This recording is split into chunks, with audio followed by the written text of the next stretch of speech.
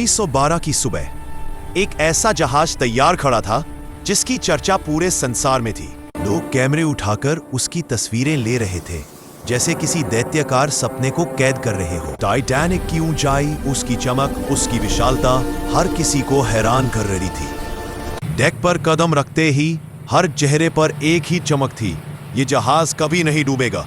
लेकिन किसी को अंदाजा नहीं था कि यहीं से शुरुआत हो रही है एक ऐसे सफर की जो कभी पूरा नहीं होना था। घड़ी ने 11:40 छुए और वही पल था जिसने इतिहास की दिशा बदल दी। उस पर खड़ा जवान अचानक जड़ हो गया, जैसे उसकी आंखों ने कुछ अनहोनी देख ली हो। काले अंधेरे में पानी के बीच एक सफेद दीवार उभरती हुई दिखाई दी। जवान ने पूरी ताकत से घंटी बजाई 3 बार, खतरे का संकेत। ब्रिज पर अफसरों ने जैसे तैसे जहाज मोड़ने की कोशिश की, मगर बहुत देर हो चुकी थी। और उसी खामोश रात में टाइटैनिक के स्टील के सीने पर पहली घातक चोट पड़ी। 1912 यूरोप से अमेरिका तक का सफर उम्मीदों से भरा हुआ था। लोग नई जिंदगी के वादों के साथ समंदर पार करने को तैयार थे। एक ऐसा जहाज समुद्र पर उतरने वाला था जिसे दुनिया का चमत्कार कहा गया। यह दुनिया का सबसे बड़ा, सबसे खूबसूरत और सबसे सुरक्षित जहाज माना जा रहा था। टाइटैनिक इंसानी इंजीनियरिंग का ताज और एलीट दुनिया का एक अनोखा शौक। पटरी पर खड़े यात्री जहाज को देखकर हैरान थे। कैमरे चमक रहे थे, लोग इस पल को यादगार बना रहे थे। बच्चे हंस रहे थे और माहौल खुशियों से भरा था। भीड़ में हर कोई एक ही बात दोहरा रहा था, But how can we be sure? It's so dangerous. ये जहाज नहीं डूब सकता। लेकिन दर्शक जानते थे, असली कहानी अब शुरू होने वाली थी। टाइटैनिक की पहली रात शुरू हुई। डाइनिंग हॉल रोशनी से चमक रहा था। पियानो की हल्की धुनें पूरे हॉल में गूंज रही थीं। लेकिन जहाज की स्टील बॉडी के अंदर समुद्र की ठंडी लहरें हल्की टक्कर मार रही थी, जैसे कोई खामोश चेतावनी दे रहा हो। डेक पर यात्री खड़े थे और दूर काले पानी को देख रहे थे। हवा इतनी शांत थी कि मानो समुद्र सांस रोककर कुछ देख रहा हो। यात्रियों की आंखों में चिंता की हल्की झलक थी। कुछ लोग चुपचाप पास की केबिनों की ओर देख रहे थे। डेक पर हल्की सरसराहट थी, लेकिन समुद्र खामोश था। उनके सामने बस काला पानी था। लेकिन उस पानी में एक खामोश खतरा छुपा था।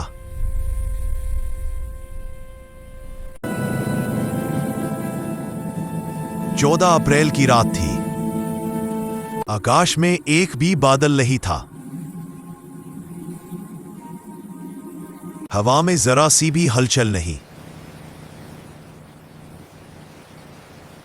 समुद्र शीशे जैसा शांत पड़ा था।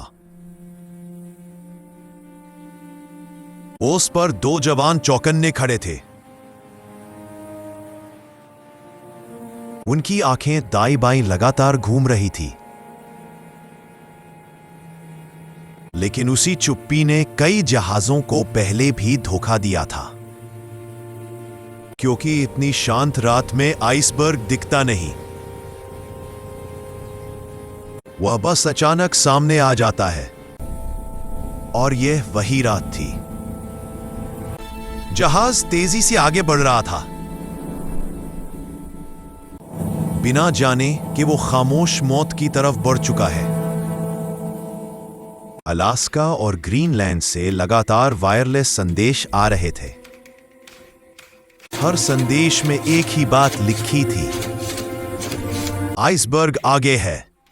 और दूसरा संदेश, रूट बदलो। लेकिन टाइटैनिक का वायरलेस रूम यात्रियों के संदेशों से भरा पड़ा था। सैकड़ों कागज, लगातार आती टोनें और थका हुआ ऑपरेटर। वह यात्रियों के निजी संदेश भेजने में पूरी तरह व्यस्त था।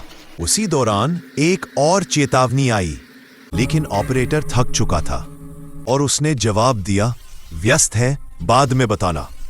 उसे एहसास भी नहीं था कि वो एक लाइन हजारों जानें छीन लेने वाली थी। अचानक चीखा, आइसबर्ग बिल्कुल सामने। उसकी आवाज रात की खामोशी को चीर गई। डेक में अचानक तीखी घंटी बज उठी। ऑफिसर चिल्लाया, लेफ्ट फुल रडर। लेकिन अब बहुत देर हो चुकी थी। जहाज तेजी से बाईं ओर मुड़ने लगा, लेकिन बर्फ का पहाड़ बहुत पास था। उसने जहाज के स्टील पेट को छीलना शुरू कर दिया। 1, 2, 3 लगातार कंपार्टमेंट्स फट गए और फिर पानी रुकने का नाम नहीं ले रहा था। देखते ही देखते 6 कंपार्टमेंट्स डूबने लगे। सस्पेंस चोटी पर। टाइटैनिक का भाग्य अब समुद्र लिख चुका था। रात की खामोशी में एक खबर कैप्टन स्मिथ तक पहुंची, सबसे पहली और सबसे खतरनाक। ऑफिसर की आवाज कांप रही थी, सर, जहाज डूब रहा है। कैप्टन स्मिथ कुछ सेकंड चुप रहे, जैसे वो दूर से आती समुद्र की आवाजें सुन रहे हों। स्टील की दीवारों के पीछे पानी अपनी जीत शुरू कर चुका था। इंजीनियरिंग रिपोर्ट साफ कह चुकी थी, समय बहुत कम रह गया है। उस एक भारी सांस में टाइटैनिक का पूरा भविष्य छिपा हुआ था। समुद्र अब सिर्फ पानी नहीं, एक खामोश फैसला बन चुका था। एसओएस भेजो, लाइफ बोट्स तैयार करो। कैप्टन की आवाज में आदेश कम और जिम्मेदारी ज्यादा थी। डेक पर अफरा तफरी थी और जहाज हर मिनट और भारी होता जा रहा था। कैप्टन स्मिथ समझ चुके थे, टाइटैनिक के पास बस कुछ घंटे बचे हैं। डेक के ऊपर लोगों की भीड़ बढ़ने लगी, बेचैनी हवा में मिल रही थी। कहीं बच्चे रो रहे थे, माओं की आंखों में डर साफ दिख रहा था। औरतें बार बार पूछ रही थीं, क्या हुआ, हम सुरक्षित हैं ना?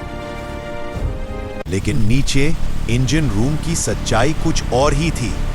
पानी बिजली की रफ्तार से अंदर दौड़ रहा था।